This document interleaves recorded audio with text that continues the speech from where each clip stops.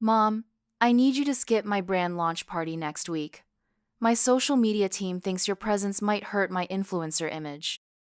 I stared at the phone in my hand, reading the words over and over. 62 years of life had taught me many lessons, but nothing had prepared me for being erased by my own child. My thumb hovered over the keyboard as I considered my response. I had always supported Megan from her first fashion show in our living room at age 7 to funding her business degree.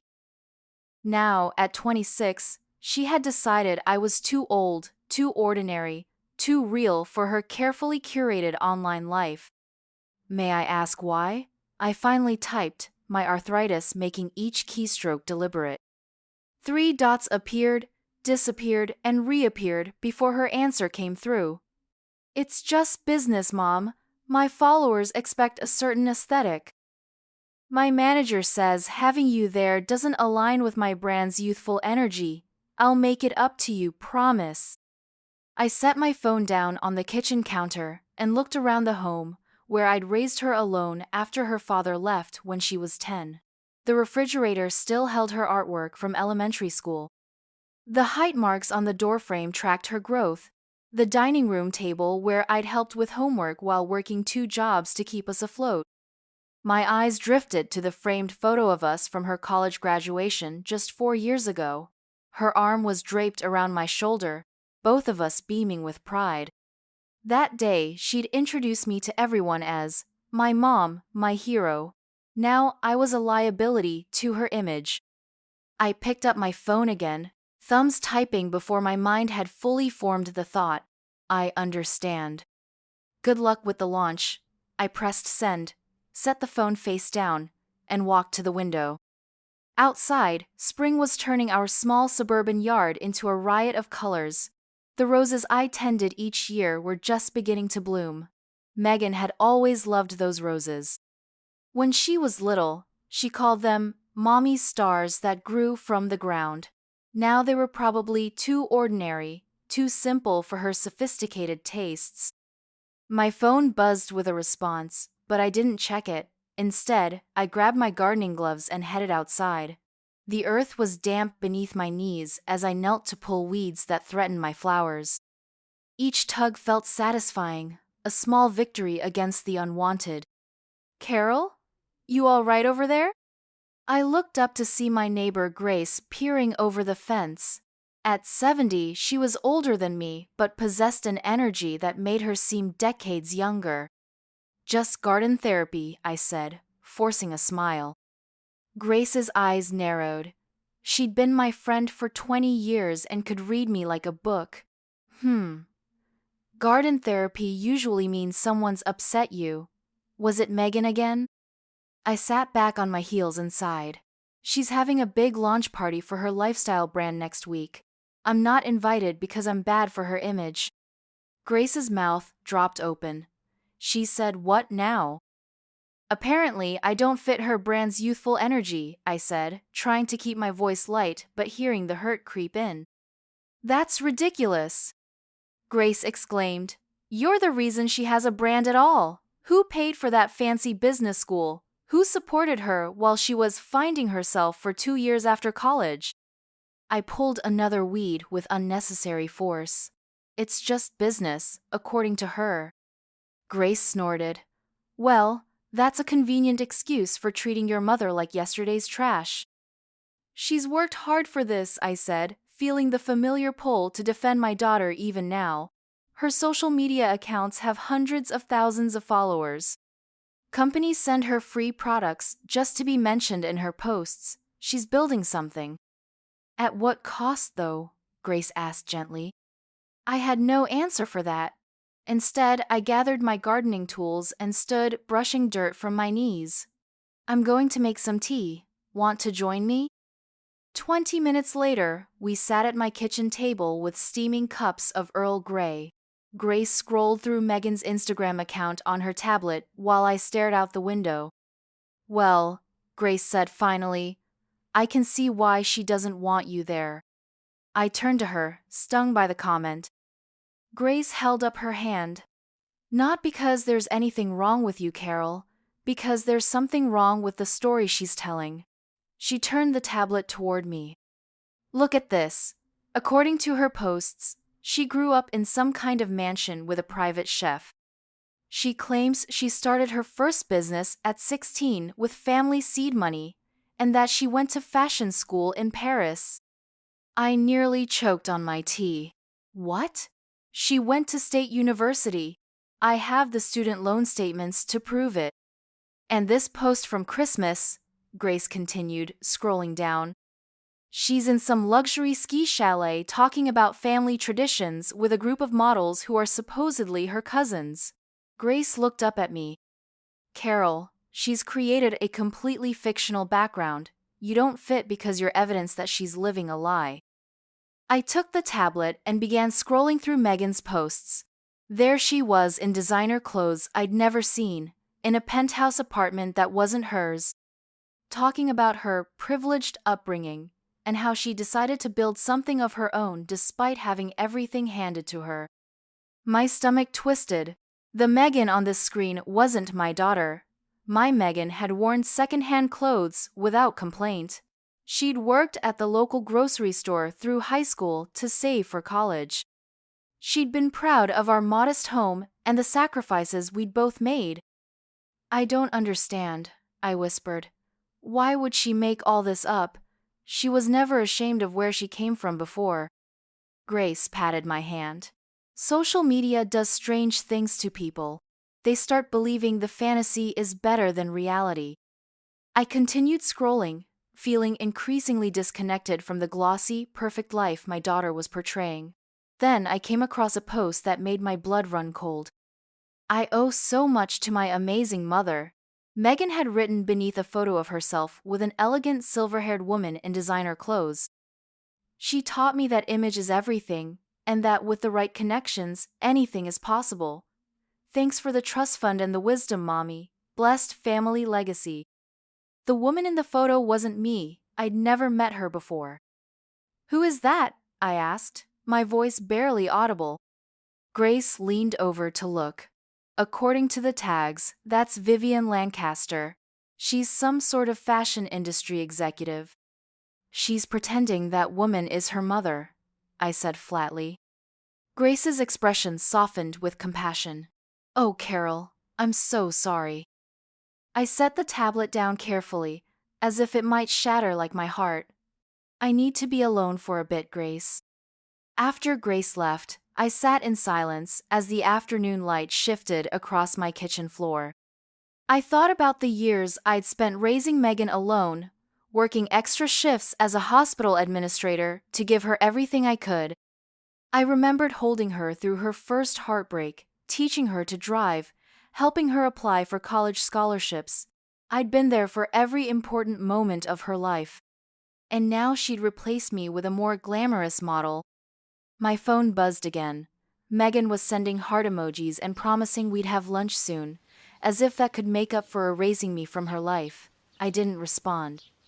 Instead, I found myself logging into my rarely used Facebook account. I scrolled through my photos until I found what I was looking for, a picture from when Megan was 16. We were standing in front of our small rental house, my arm around her shoulders. She was wearing her grocery store uniform, proudly holding her first paycheck. I was still in my hospital scrubs after a 12-hour shift. We both looked tired but happy. The real Megan. The real me. The real us. My finger hovered over the share button. Was I really considering this? It would shatter the fictional world she'd created. It would expose her lies to all her followers, her sponsors, her social media team. I thought about the little girl who used to crawl into my bed during thunderstorms, the teenager who thanked me for working overtime to pay for her senior trip, the young woman who'd proudly introduced me as her hero. Where had that Megan gone? My phone buzzed with a new message from her. You're not mad, are you? It's just one event.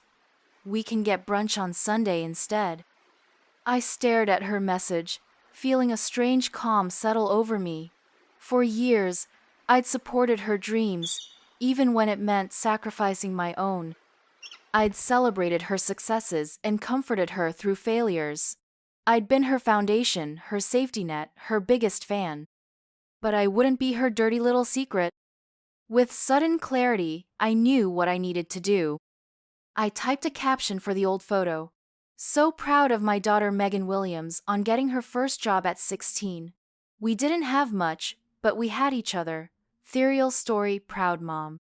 Then I tagged her professional account and pressed share.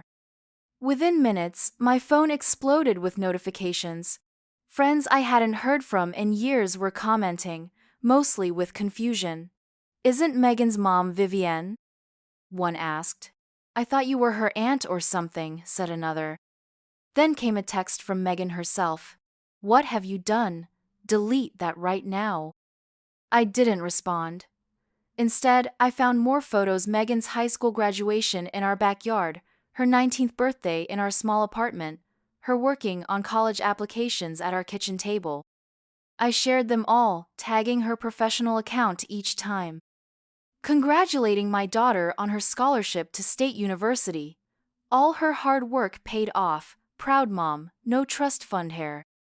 Megan's first apartment after college. It wasn't much, but she was so proud to be independent. Real life, not a penthouse. With each post, I felt both terrible and liberated. I wasn't trying to hurt her, but I wouldn't be erased. My phone rang. Megan's name flashed on the screen. I took a deep breath and answered. "Are you trying to ruin me?" she shouted without preamble. "Do you have any idea what you've done? I've got sponsors calling, questioning everything. My credibility is shot." "I'm sorry you feel that way," I said calmly. "I'm just sharing our real story." "Our real story doesn't sell products," she snapped. "Nobody wants to follow someone who grew up in a cramped rental with a single mom working paycheck to paycheck." Her words landed like physical blows. "Is that really how you see our life? As something shameful?" "You don't understand how this industry works," she said, her voice cracking slightly. "People want aspirational. They want something to dream about. Nobody dreams about struggling." "I thought you were building a lifestyle brand," I said quietly. "What's more inspiring than someone who built something from nothing?" "That's not how it works, Mom. My entire image is based on having come from privilege and still creating something unique. If people find out I actually needed to succeed, that I didn't have a safety net, then they might admire you even more," I interrupted, "for your actual accomplishments instead of your fictional background." There was silence on the other end. "When did you become ashamed of who you really are?" I asked softly. "When did you become ashamed of me?" "I'm not," she started, then stopped. "It's complicated." "No, it's actually very simple," I said. "You created a fake life because you think your real one isn't good enough, including your real mother." "Mom, please," her voice softened. "Just delete the posts. We can talk about this." "Will I be welcome at your launch party?" I asked. Another pause. "It's not that simple. I've created this whole narrative." "Then we have nothing to talk about," I said, surprising myself with my firmness. "I won't delete anything, Megan. I won't pretend I don't exist because I'm inconvenient to your brand. I've supported every dream you've ever had, but I won't support this lie." "You'll ruin everything I've built," she cried. "No," I countered. "You built your success on quicksand. That's not my fault." I ended the call before she could respond. Then, I turned off my phone entirely and sat in the growing darkness of my kitchen. Had I gone too far? Maybe. But after 62 years, I'd learned that sometimes you need to stand your ground. I wouldn't be written out of my own daughter's life story just because the truth was less glamorous than fiction. My doorbell rang, startling me from my thoughts. It was nearly 9 o'clock, too late for casual visitors. I approached cautiously and peered through the peephole. Megan stood on my porch, mascara streaking down her face. I opened the door but remained in the doorway, neither inviting her in nor sending her away. "You've caused a complete disaster." she said, her voice hoarse from crying. My followers are calling me a fraud. Brands are putting our deals on hold. Everything I've worked for is falling apart. I felt a pang of regret but stood firm. I'm sorry that telling the truth has complicated things for you. Why couldn't you just stay invisible? She asked, and the rawness of the question made me flinch. Why did you have to insert yourself into my professional life? Because I'm your mother, I said simply, not some inconvenient truth to be hidden away. I have spent my entire adult life supporting you, and I deserved better than to be discarded. She looked down at her designer shoes that probably cost more than a month of my salary. You don't understand what it's like. This industry is built on fantasy. Nobody wants reality. Then maybe it's not an industry worth being part of, I suggested gently. Her head snapped up. That's easy for you to say. This is my career, my future. A future built on denying your past? On pretending your mother doesn't exist? I shook my head. That's not a future, Megan. That's a house of cards. She brushed past me into the house, her familiar perfume, one I'd given her for her 21st birthday, momentarily taking me back to happier times. She walked into the living room and stood looking at the photos on the mantel, her childhood captured in simple frames. Do you know how hard I've worked? She asked without turning around. How many hours I've put in? How many sacrifices I've made? Yes, I answered truthfully. I do know. I've watched you. Then why would you try to ruin it all? She turned to face me, her expression a mixture of anger and confusion. I'm not trying to ruin anything, I said. I'm refusing to be erased. She sank onto the couch, suddenly looking very young and vulnerable. What am I supposed to do now? Tell everyone I've been lying? Watch my following disappear? Give back the brand partnership money? I sat beside her, leaving space between us. You could tell the truth. The actual truth might resonate more than you think. She laughed bitterly. Right. Hey followers, guess what? I'm not actually a trust fund baby with industry connections. I'm just a regular person who grew up in a boring suburb with a single mom. Keep buying my products though. No, I said thoughtfully. How about, hey followers, I want to share my real story with you. I didn't come from wealth or privilege.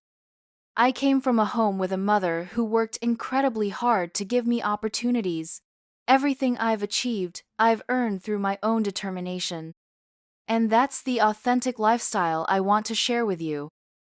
Megan was quiet for a long moment. Do you really think people would care about that story? I think authenticity has power, I said. And I think you're talented and charismatic enough to succeed without the lies. She twisted her hands in her lap. I've dug myself so deep. There are interviews where I talk about growing up with private tutors and summer homes. I've posted photos in borrowed mansions pretending they were my childhood home. Then it's time to start digging out, I said firmly, starting with the truth about your mother.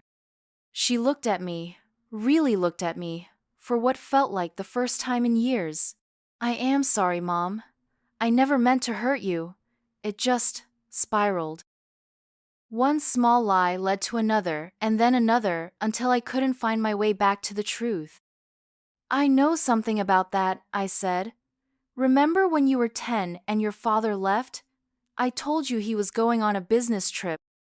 That business trip turned into weeks, then months, until eventually I had to tell you he wasn't coming back. The longer I waited, the harder it became. She nodded slowly. I remember. I was so angry that you'd lied. But we got through it, I reminded her. Together. This is different, she insisted. My whole career is at stake. Your integrity is at stake, I corrected. And that's worth more than any career. Megan leaned back against the couch cushions, closing her eyes. I don't even know where to start. How about with your launch party, I suggested. Invite your real mother. Show the world who you really are. Her eyes flew open. You can't be serious. I'm completely serious. It's time to stop hiding. She was quiet for so long, I thought she might refuse. Then, finally, she whispered, "What if I lose everything?" I reached over and took her hand. "Then you'll still have me, just like always." A tear slipped down her cheek. "I've been terrible to you." "Yes," I agreed. "You have, but you're still my daughter." "The party is next Saturday," she said after a long moment. "It's at the Meridian downtown, 7 o'clock. She squeezed my hand. "Will you come, as my actual mother?" I squeezed back. I wouldn't miss it. She stayed for another hour. We didn't solve everything. The hurt was still there, raw and tender. But it was a start. As she was leaving, she paused at the door. "Mom, those photos you posted, could you maybe not share any more until after the launch? Give me a chance to control the narrative?" I considered her request. "I won't post anymore if you promise me one thing." "What's that?" "No more fake mothers. No more pretending to be someone you're not." She nodded slowly. "I promise. I'm done with the lies." After she left, I sat on my porch swing, looking up at the stars. I wasn't naive enough to think that everything was fixed. Megan had built her entire professional identity on a foundation of lies. Dismantling that would be painful and complicated, but at least now she wouldn't be doing it alone. I took out my phone and saw dozens of missed calls and messages from friends, from distant relatives, even from a few gossip websites. I ignored them all and opened my Facebook page.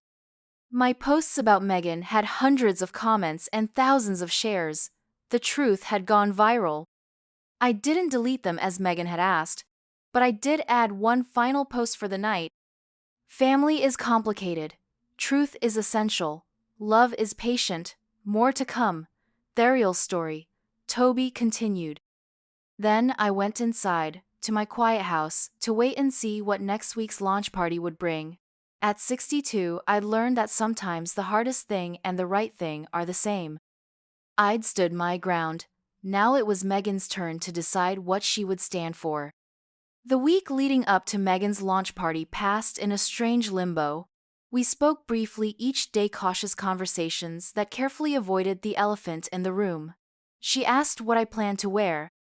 I told her I'd already bought a navy dress for the occasion, back when I'd assumed I'd be welcome. She said that would be perfect. Neither of us mentioned the fact that my Facebook posts had now been picked up by several online publications specializing in social media drama. On Wednesday, I received a text from a number I didn't recognize. "Your daughter is a fraud, and you're brave for exposing her. I'm a journalist with Digital Culture Today. Would you be interested in telling your side of the story?" I blocked the number without responding. Whatever issues existed between Megan and me, we would resolve them as a family, not through the media. Grace came over on Thursday with a bottle of wine and an offer to help me prepare for the party. "Are you nervous?" she asked as we sat in my living room, glasses in hand. "Terrified," I admitted. What if she changes her mind about wanting me there? What if her sponsors pressure her to maintain the fiction? What if I walk in and that Vivienne woman is there, still playing the role of her mother? Grace took a thoughtful sip. "Then you'll hold your head high and remember who you are. The woman who worked extra shifts to pay for her dance lessons. The woman who drove 4 hours to bring her a forgotten textbook during her freshman year of college. The woman who has always put her first." I smiled gratefully at my friend. "When did you get so wise?" "Somewhere around my 65th birthday," she quipped. "Wisdom is the consolation prize for getting old." On Friday night, I couldn't sleep. I kept imagining worst-case scenarios. Megan publicly disowning me, security escorting me out, influencers laughing behind their perfect manicures. By morning, I had almost talked myself out of going. I called Megan, half hoping she wouldn't answer, so I could leave a message canceling. She picked up on the second ring. "Mom, Is everything okay? I'm just checking that you still want me to come tonight, I said, trying to keep my voice steady. There was a pause that lasted a heartbeat too long. Of course I do. It's just that, I know this is complicated for you. If you've reconsidered. Mom, she interrupted firmly. I want you there. Actually, I need you there. Her voice softened. I'm making some changes to my presentation. I think you'll want to hear them. After we hung up, I laid out my navy dress on the bed. It was simple but elegant, the most expensive item of clothing I'd bought in years. I'd found it on sale at Nordstrom 2 weeks ago, when I was still excited about attending my daughter's big moment. I spent the day in a state of nervous anticipation. I had my hair done at the local salon, nothing fancy, just a trim and style. I did my own makeup, keeping it natural. At 5 o'clock, I slipped into my dress, added my mother's pearl earrings, and surveyed myself in the full-length mirror. The woman looking back at me was not young or glamorous. My silver-streaked hair was styled in a simple bob. Laugh lines framed my eyes, and the soft creases around my mouth spoke of decades of expressions. My body had carried a child, worked thousands of shifts, tended countless gardens. I was 62 years old, and I looked it. And that was perfectly fine. The Meridian was one of the most upscale venues in the city. As my rideshare pulled up to the entrance at 6:45, I saw photographers gathered outside, capturing the arrivals of well-dressed guests. My stomach clenched. This was a bigger event than I'd imagined. I smoothed my dress, took a deep breath, and stepped out of the car. No cameras turned in my direction as I walked toward the entrance. Why would they? I wasn't a celebrity or an influencer. I was just a mother. At the door, a young woman with a tablet checked names against a guest list. When I gave mine, her eyes widened slightly. Ms. Williams? Megan's mother? She seemed surprised. Yes, I confirmed, suddenly worried my name had been removed. To my relief, she smiled warmly. She told me to watch for you. Please follow me. She wanted me to bring you directly to her when you arrived. I followed the young woman through the crowded venue. The space had been transformed with elegant lighting, floral arrangements, and display areas showcasing what I assumed were products from Megan's new line. Beautiful people in beautiful clothes mingled, holding champagne flutes and taking selfies. We reached a private room off the main area. The young woman knocked and then opened the door for me.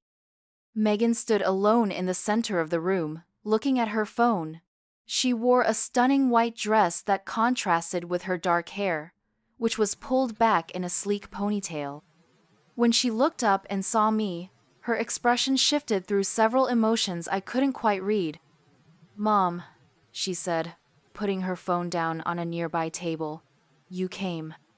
"I said I would," I replied. The young woman quietly closed the door, leaving us alone. Megan crossed the room, and to my surprise, hugged me tightly. "I'm so glad you're here." When she pulled back, I saw that her eyes were bright with unshed tears. "Are you okay?" I asked. She let out a shaky laugh. "Not really. I'm about to do something terrifying." "The launch?" "The truth." She gestured to a chair. "Can we sit for a minute? There's something I need to tell you before we go out there." We sat facing each other, our knees nearly touching. Megan took a deep breath. "After you posted those photos last week, everything exploded. My inbox was flooded with messages from followers asking why I'd lied about my background. Brands started calling, worried about being associated with someone dishonest. My agent suggested I claim the photos were of a distant relative who looked like me." I felt my heart sink. "And what did you decide?" She met my gaze directly. "I decided I was tired of lying. So I spent the week meeting with my team, my sponsors, and my closest industry contacts. I told them everything, the real story of where I came from, who I am, and most importantly, who you are. How did they react? Better than I expected, she said, looking relieved. 2 smaller brands pulled out, but the major ones stayed. My agent thinks we can rebrand around authenticity and overcoming obstacles. She gave a small smile. Turns out, having a single mom who worked in hospital administration while raising you alone is actually pretty inspirational. I felt tears prick at my eyes. And what about Vivienne? Megan winced. That's been more complicated. She knew about the deception. She's a friend of my agent and agreed to play along. She thought it was just marketing. She's been very understanding, but obviously she won't be here tonight. I'm sorry for the position I put you in, I said. I was hurt, but I never wanted to damage your career. Don't apologize, she said firmly. You did what I was too afraid to tell the truth. She reached for my hand. Mom, I've been thinking a lot about why I created this fictional life. It wasn't because I was ashamed of you or even of our life together. I was ashamed of my own insecurity. What do you mean? I asked. When I first started gaining followers, I noticed that the influencers who got the most attention, the most deals, were the ones who seemed to have these perfect, privileged lives. I felt like no one would care about skincare tips from a girl who grew up shopping at discount stores. She squeezed my hand. So I created a few small lies, and they worked. People paid attention. Brands reached out. And then those small lies grew until I was living in this elaborate fiction. I nodded, understanding more than she knew. We all want to be seen as special. But that's just it, she said, her voice growing stronger. I am special. You made me that way, not with money or connections, but with love and sacrifice and showing me what real strength looks like. Now I couldn't hold back my tears. Oh, Megan. Tonight, she continued, I'm relaunching more than just my brand. I'm relaunching myself, the real me, and I want you right by my side when I do it. Before I could respond, there was a knock at the door. The young woman from earlier poked her head in. 5 minutes, Megan. Megan nodded and turned back to me. Ready to face the crowd, Mom? I dabbed at my eyes with a tissue. Are you sure about this? There's no going back. I've never been more sure of anything, she said, standing and offering me her hand. Let's go introduce the world to the real Megan Williams and her actual mother. The main space had filled with even more people during our private conversation. As we entered, several heads turned in our direction. I heard whispers and saw phones raised to capture our arrival.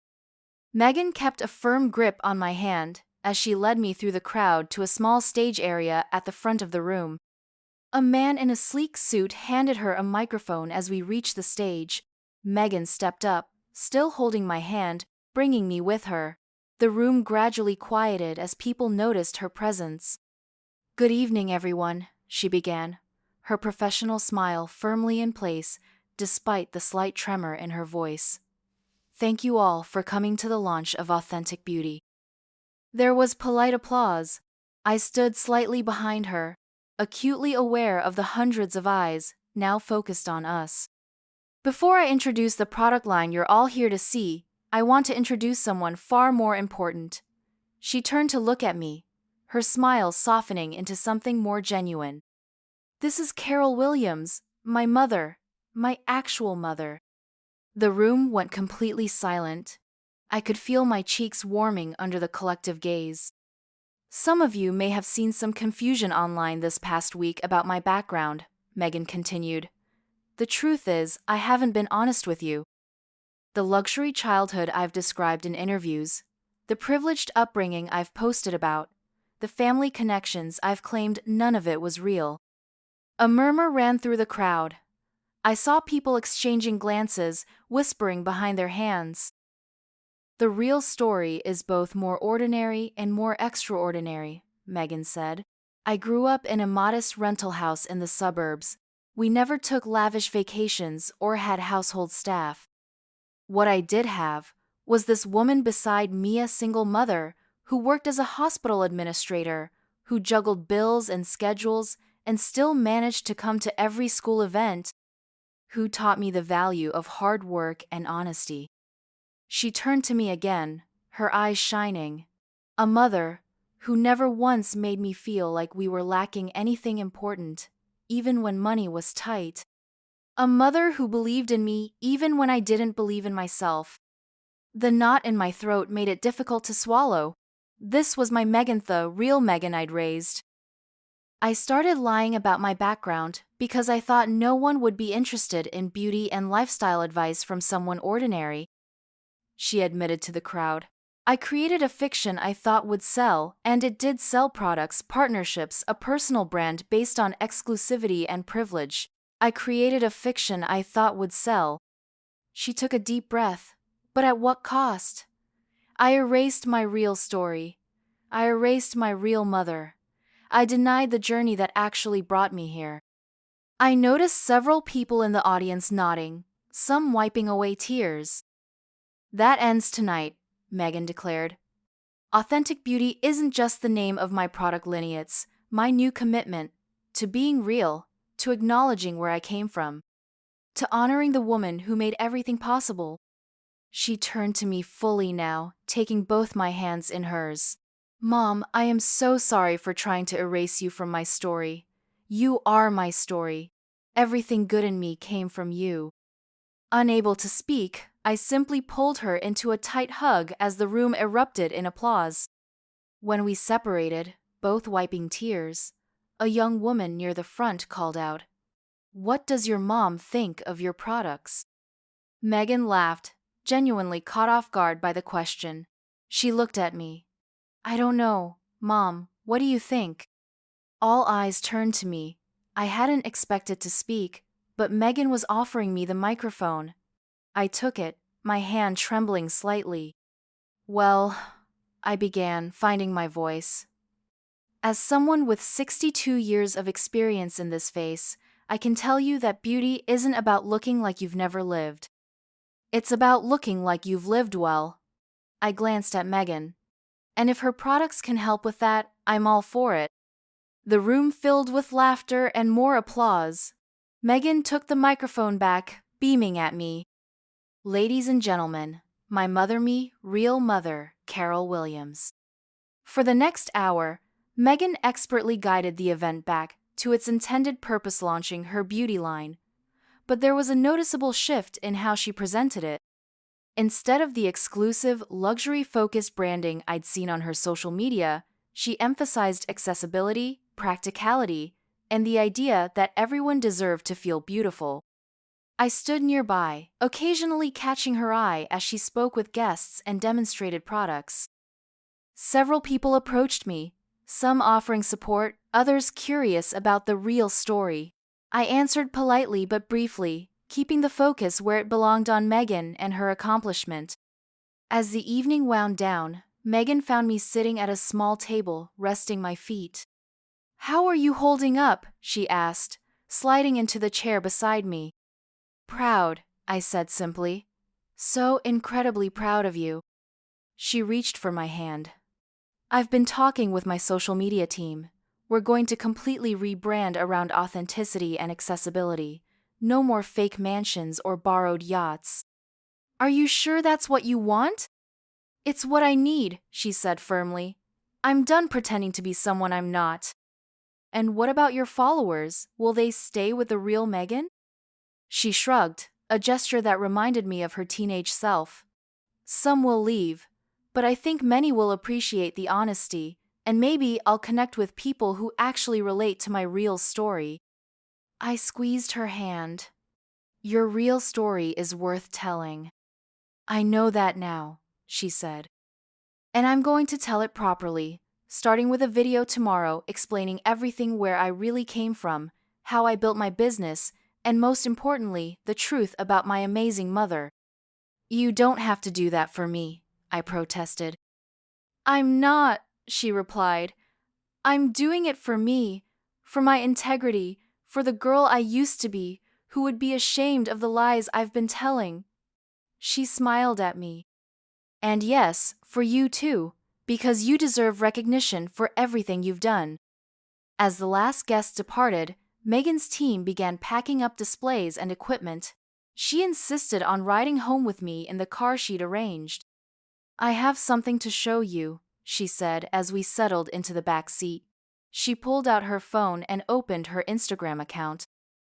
The profile photo had changed from a glossy professional shot to a casual selfie of the two of us from Christmas 3 years ago. Her bio had also changed.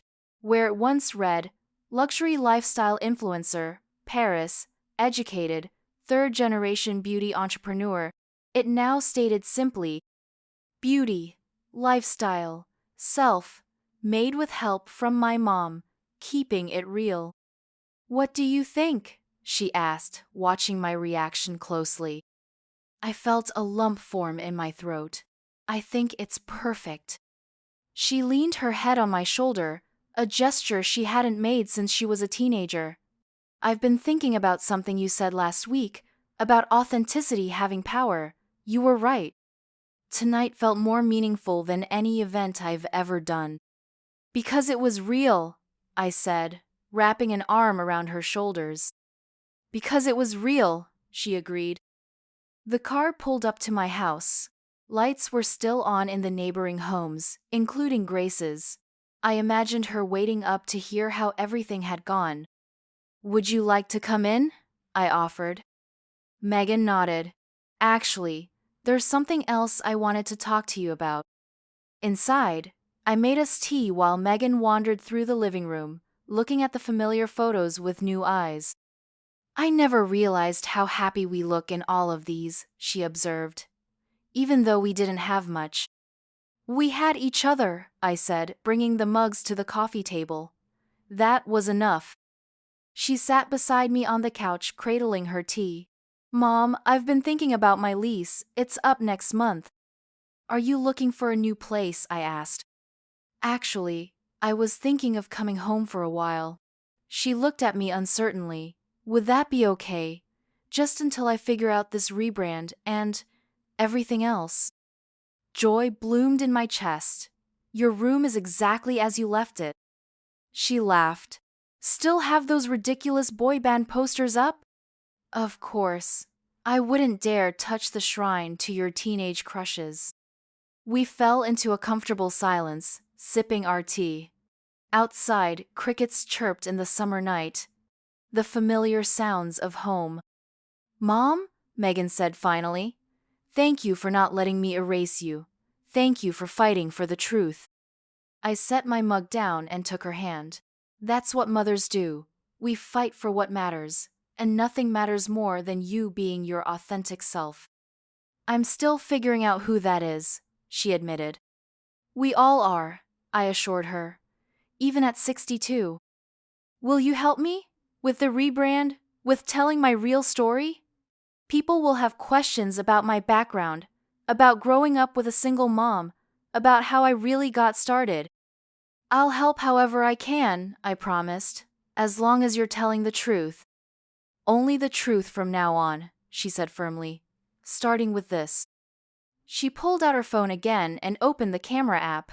Our first official mother-daughter selfie for the new, authentic Megan Williams brand. "Ready?" I smoothed my hair self-consciously. I must look a mess after all the crying tonight. "You look real," she said, positioning the phone. "And that's exactly what we're going for." We leaned together, smiling as she snapped the photo. She immediately began typing a caption. "What are you writing?" I asked. She showed me the screen. "The woman who made me, raised me, and saved me from myself. My real mom. My real story starts here. Authentic beauty. The real Megan Williams." "Perfect," I whispered, watching as she pressed share. Within seconds, likes and comments began pouring in. But neither of us was looking at the phone anymore. Instead, we were looking at each other, seeing clearly for the first time in too long. My daughter had tried to erase me from her story because she thought an ordinary mother wasn't good enough for her extraordinary life. But in doing so, she'd nearly erased herself, the real, wonderful person she truly was.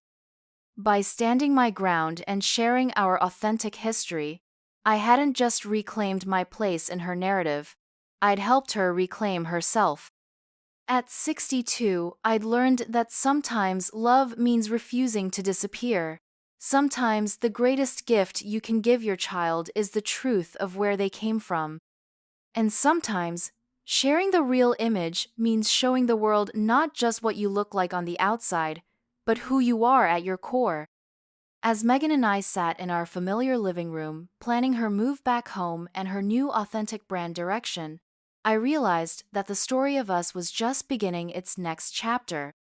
And this time, we'd be writing it together, with nothing but the truth on every page.